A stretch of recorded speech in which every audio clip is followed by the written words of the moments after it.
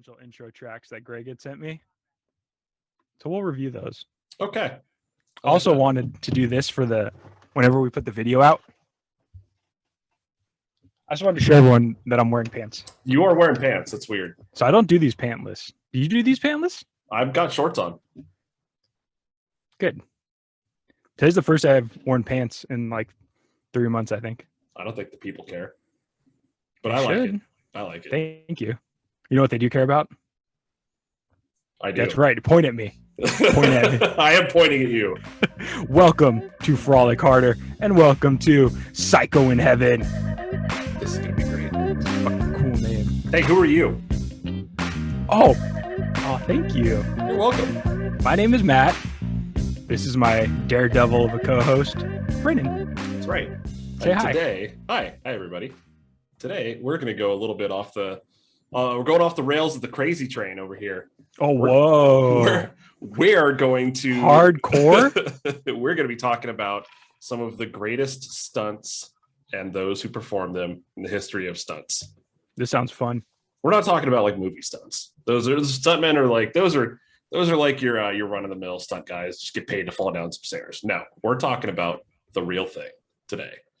We are talking about some of the craziest feats known to man, and unknown to men. So known and unknown. So let's just kick this right off. We're going into the top 10 stunts of all time over here, everybody. Yeah, this is going to be another top 10 list. Top 10. All right, so this is one that I was completely unaware. Some of these stunts that I did some research on, I heard of. Some were brand new to me. This one was brand new. I did not know that someone had done this before. There is some crazy dude named Valery Rozov that base jumped off the top of Mount Everest.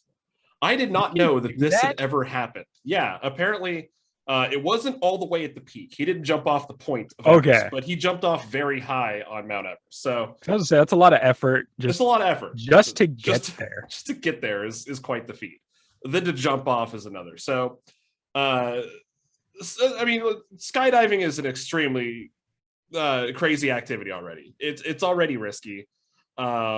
Results in surprisingly few deaths though. Did a little backstory on that. Not a lot of people have died skydiving. It's one of those things. You have a number? No, I don't have a number, but it's I like numbers. Go get your own.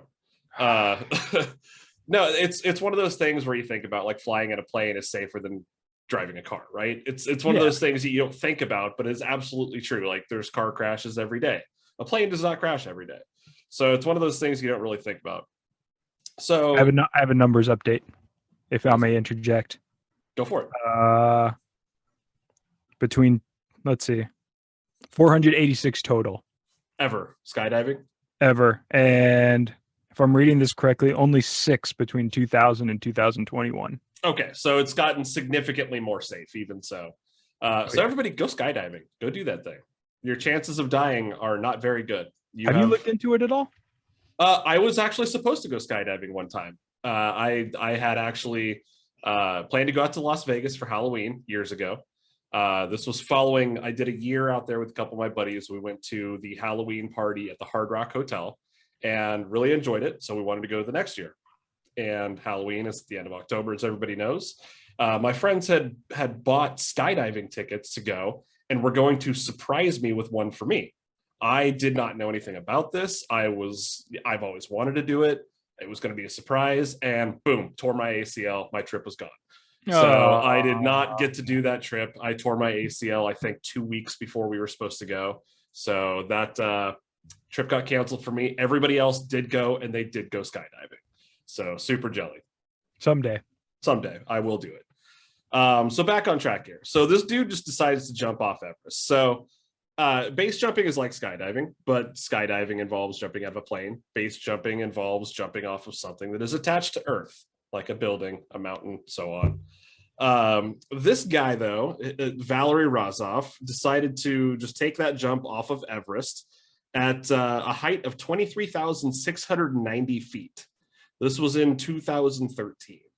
Red Bull sponsored the event, of course, as they do, because they're crazy. He also set a new world record with an even higher jump off of Chouya, which is a mountain in China, at 25,262 feet. So he's done 2 of these crazy high base jumps. Quite the phenomenon. He did land safely both times and survived. So it's a strong number 10. So you can see how we're going already in this direction here. More death-defying, higher on the list. Higher, more dangerous, crazier, whatever you want to call it. Coming in at number 5 is Robbie Maddenson's Vegas jump back in 2009. So motorcycles have been a vehicle of choice. Daredevil's looking to push the boundaries of common sense, right? Badass. I mean, this is pushing the boundaries of common sense is the best way I can put something like this. So in 2009, this Australian stunt driver extraordinaire, Robbie Madison, wowed crowds in Vegas when he soared 96 feet through the air. That distance alone would have been impressive, as most would think, but he chose to ring in the new year with a stunt like no other. Rather than landing on a traditional ramp, he jumped into the Las Vegas Arc de Triomphe. Fantastic. This, I mean, just the level of precision that you have to do to just like thread the needle through that thing is pretty crazy. He landed it. One false move could have been fatal. I mean, the dude could have like turned his handlebars, like he could have been in bad shape, but the dude landed it. He did cut his hand though, pretty badly. It was not pretty.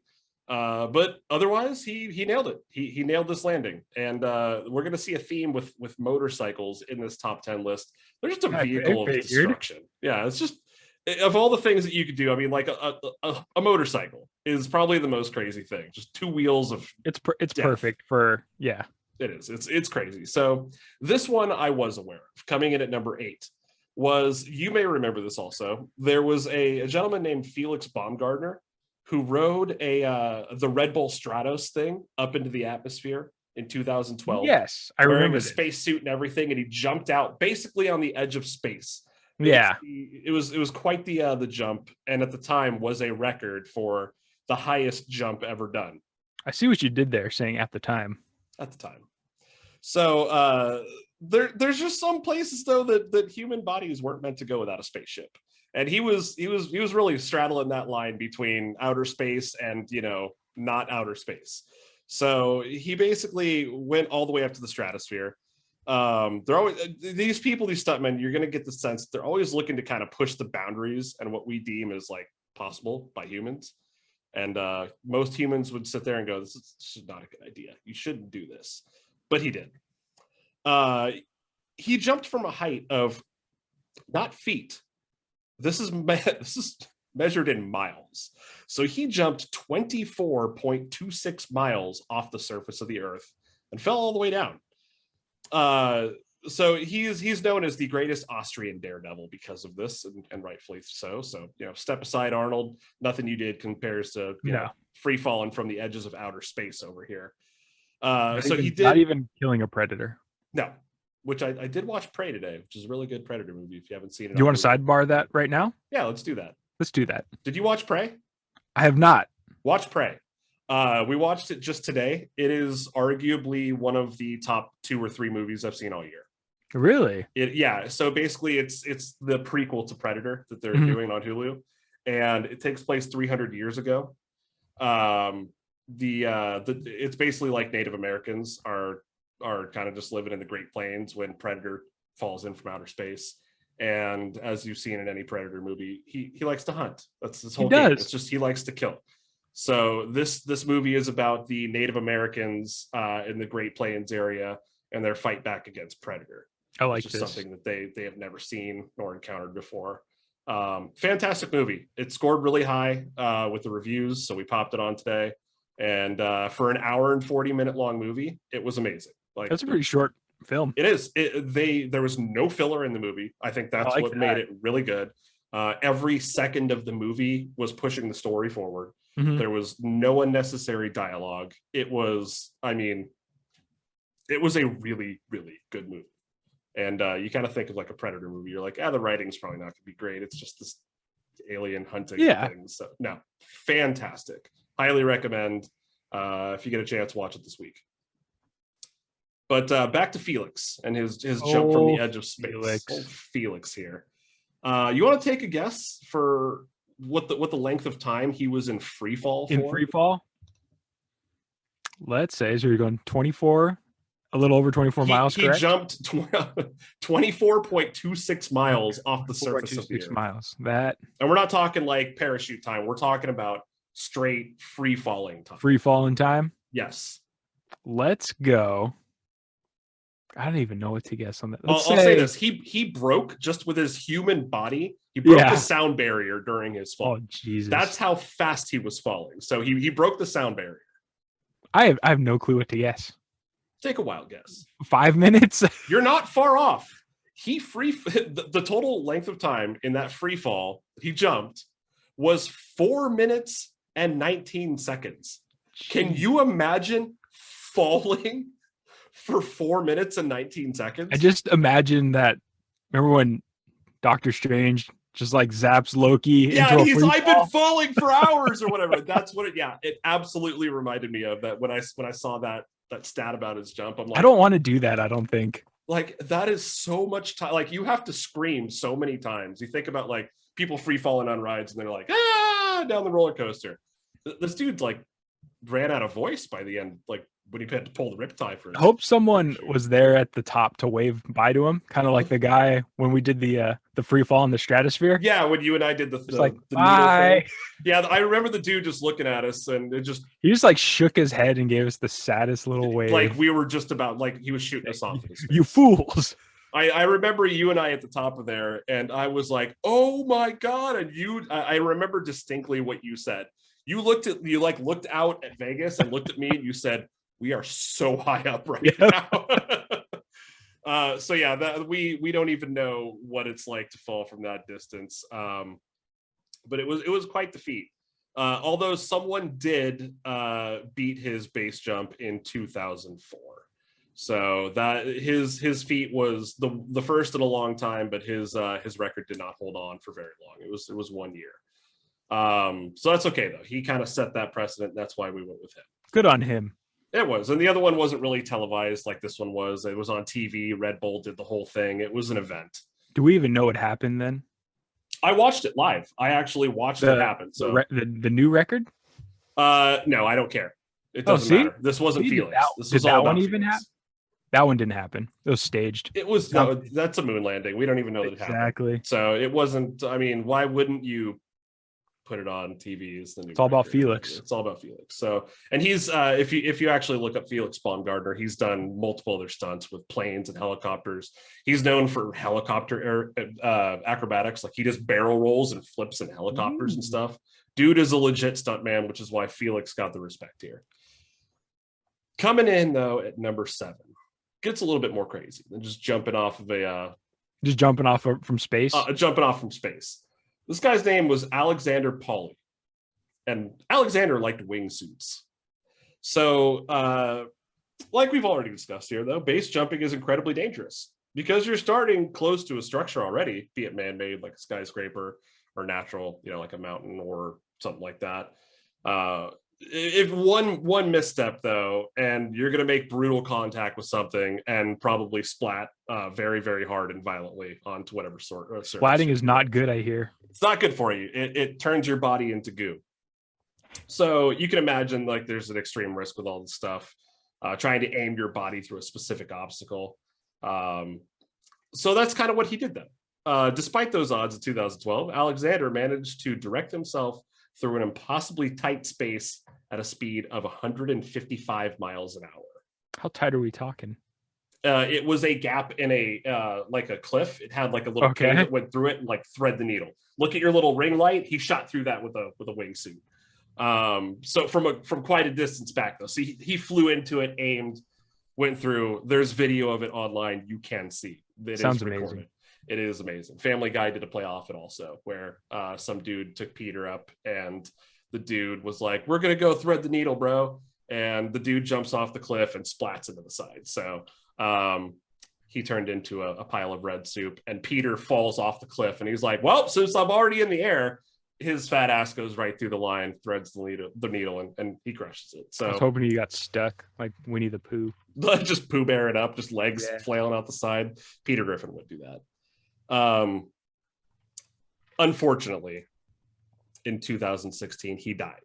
No. Performing a What'd he do? similar jump in France, Ah. which is kind of what I was alluding to in the Family Guy episode when the dude that's like the Daredevil jumps off and he splats into the side.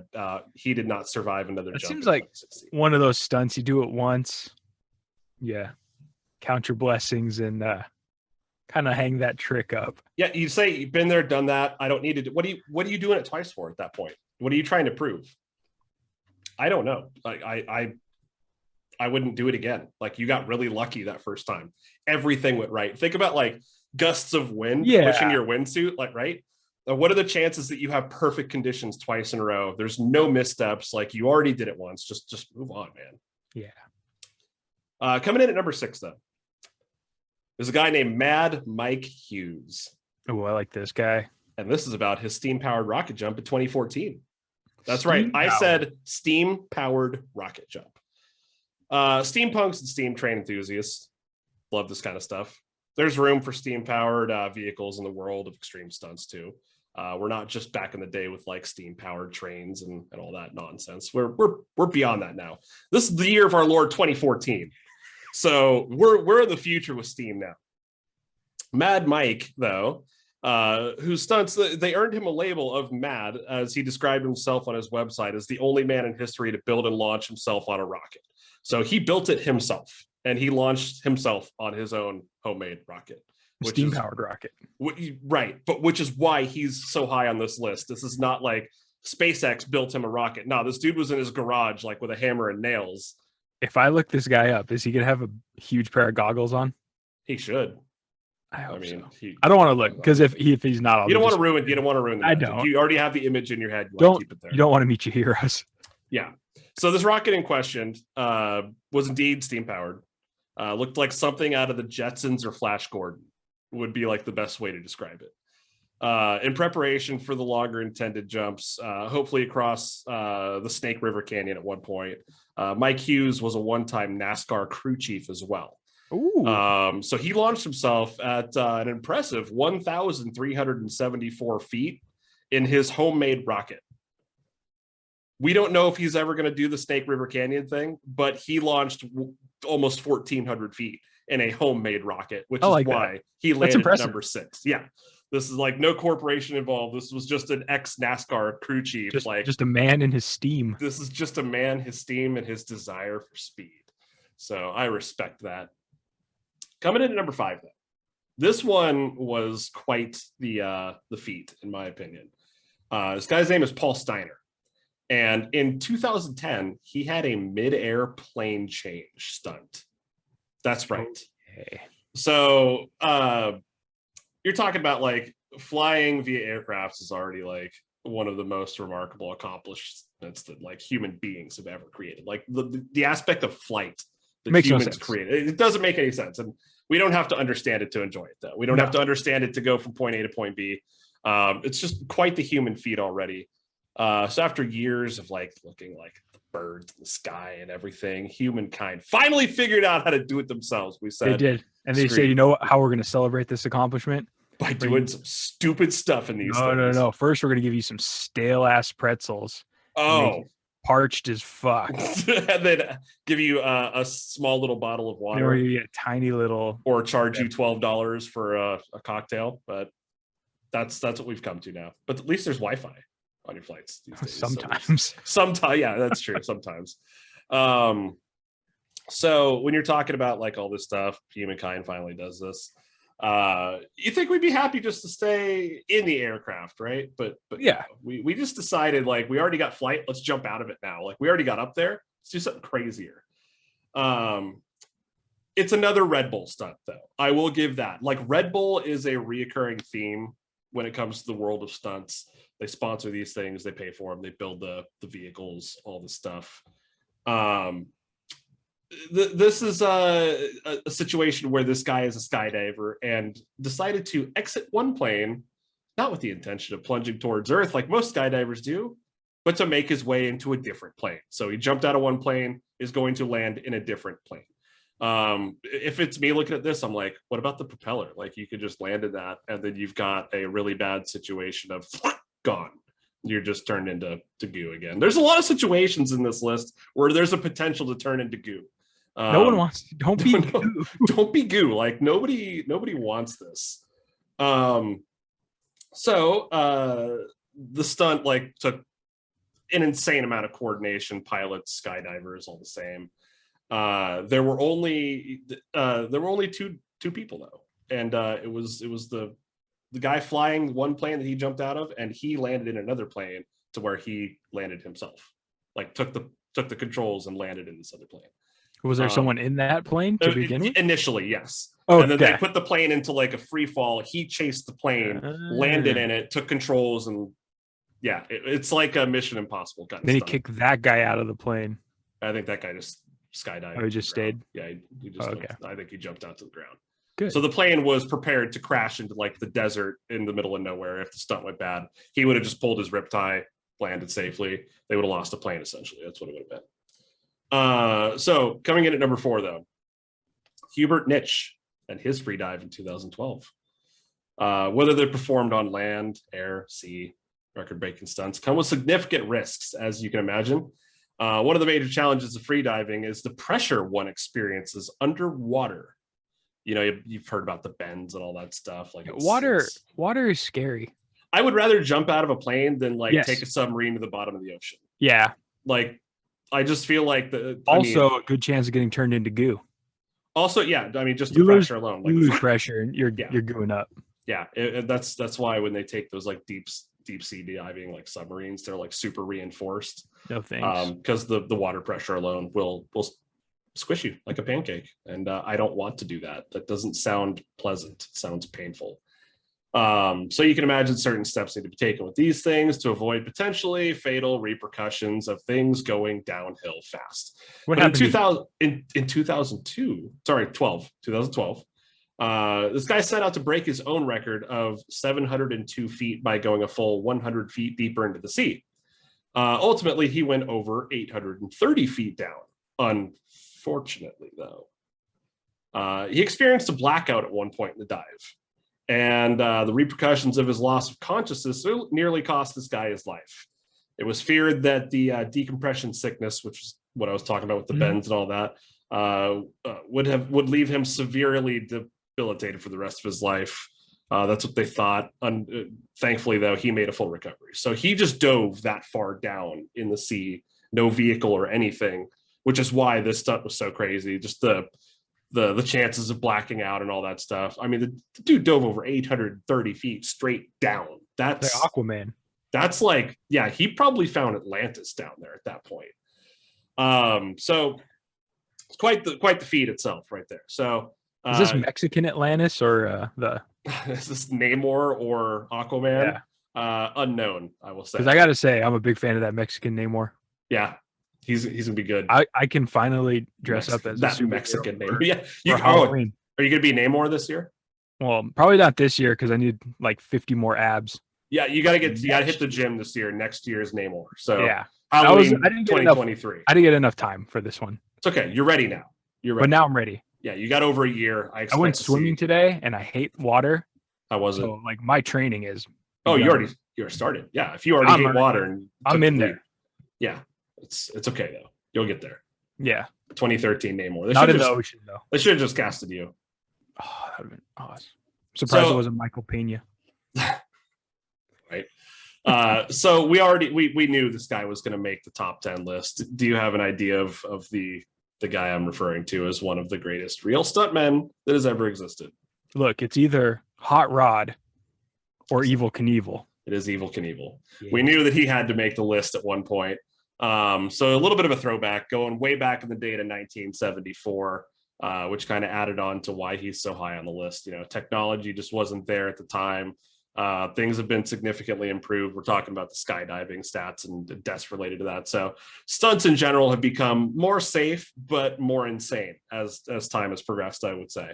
So we're going back to 1974. We already talked about how Mad Mike Hughes wanted to jump Snake River Canyon with a steam-powered rocket, which he still hasn't done yet, to my knowledge. We're talking about the iconic Evel Knievel Snake Canyon jump. It was perhaps the most daring feat of his entire career as a stuntman, and he was the inspiration for many movies, stunts, characters in general as time went by. Everybody knows Evel Knievel. He kind of set the bar for stunts where it needed to be.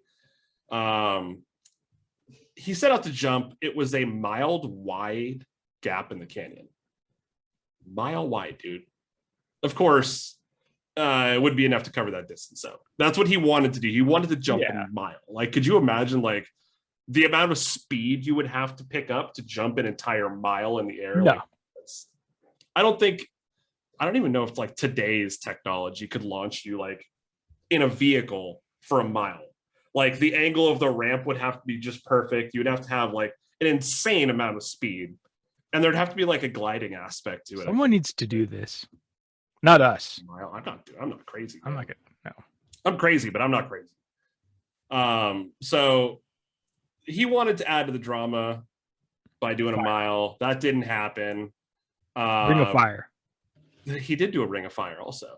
Evel Knievel also had like an insane amount of broken bones. I can't remember off the top of my head, but when more than you? Up, hundreds. He broke like hundreds of bones throughout his career doing this stuff. So he didn't do the mile jump. He tried though at one point and had to deploy a parachute.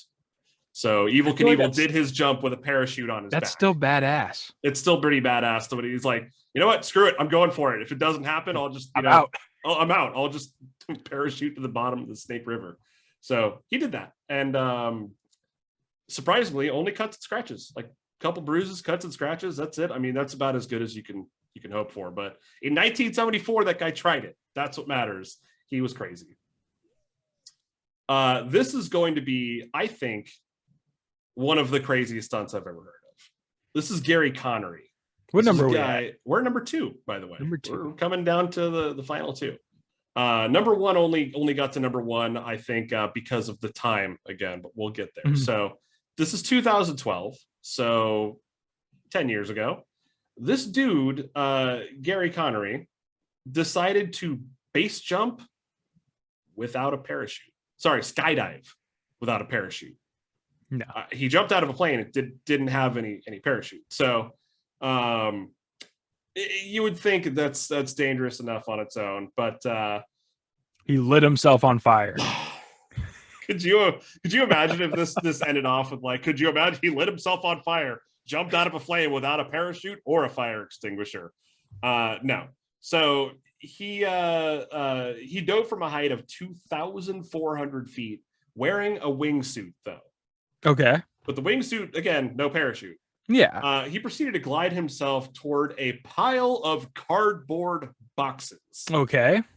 After jumping 2,400 feet off the ground. He's like looking down there. Can you imagine? Like, yeah, those boxes look like that'll do. That'll do. So dude was in his wingsuit. They had approximately 18,600 cardboard boxes to soften the fall.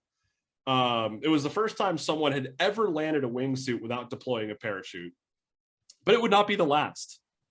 In 2016, Luke Akins took a similarly dangerous leap, but this time roughly 10 times the height of the previous stuntman at 25,000 feet off the ground. He did it without a parachute or a wingsuit. This dude just like, he jumped? Just jumped off like straight up 25,000 feet off the air and landed in a net. You believe that? The dude jumped 25,000 feet off the ground and landed in a net. I don't know. I want to know. I wish I knew the whole thought process. Like, is this just like a random thought one day, or I'm just gonna jump 25,000 box guy and the 18,000 boxes look great. This guy's like I could jump for 25,000 feet. All I need is a net. Like, no, I'm never doing that in my life. I can't support any of this. This is craziness. So coming in at number 1, and this was a well-known stunt that was, I think if you've probably come across this at some point, whether it be in photos or just browsing the internet at some point. Philippe Petit, he did a tightrope between the Twin Towers in 1974. So this is the high wire artist captured the world's attention when he walked between the Twin Towers. He was just 24 years old at the time. He didn't just walk across, though. He crossed the gap a total of 8 times. So he did 8 crosses. And he was doing like various antics across. Like he was doing like Just song and dance, like the whole. Yeah, he was doing the like helicopter. The whole. Yeah, he's crazy. It was not legal. It was very illegal, by the way. He snuck up there with his co-conspirators. As with any good heist, though, as we've seen in movies and such, it takes a lot of planning and coordination. And they dubbed the stunt Le Coup. Le Coup. Le Coup. He survived it, 1,368 foot high off the ground, living to make amends with the authorities by giving them a free show in Central Park. So he really wasn't even punished. He's like, you caught me. I'll do a free show, though. And they decided to do that. I don't think anything came close to that stunt.